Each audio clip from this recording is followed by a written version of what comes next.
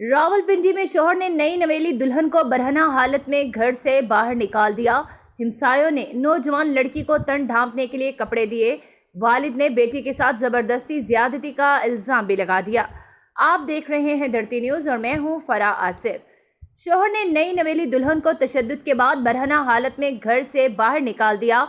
धरती न्यूज की रिपोर्ट के मुताबिक रावलपिंडी के इलाके मलक कॉलोनी गिरजा रोड में एक इंतहाई अफसोसनाक वाकया पेश आया, जहां 14 साला नई नवेली दुल्हन को सफाक शौहर ने बरहना हालत में घर से बाहर निकाल दिया। नौजवान की जानिब से लड़की के साथ बदसलूकी की गई। हमसाये ने नौजवान लड़की को तन ढांपने के लिए कपड़े दिए।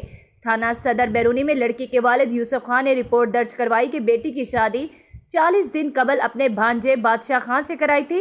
ताम शादी के चंद रोज बाद ही दामाद ने मार पीट करना शुरू कर दी।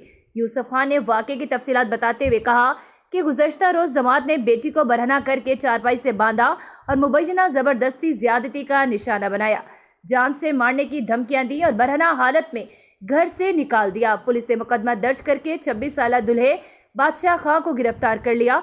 तिब्बी मुआयने में लड़की के जिस्म पर तशद्दुद के निशानात देखे गए, जबकि फ्रांसिक रिपोर्ट का इंतजार है। SHO सदर बैरूनी इंस्पेक्टर मलक अल्लाह यार का राब्ते पर कहना था कि नमूने पंजाब फ्रांसिक साइंस एजेंसी अरसाल कर दिए गए हैं। धरती न्यूज, धरती की हर खबर से रखे बाखबर।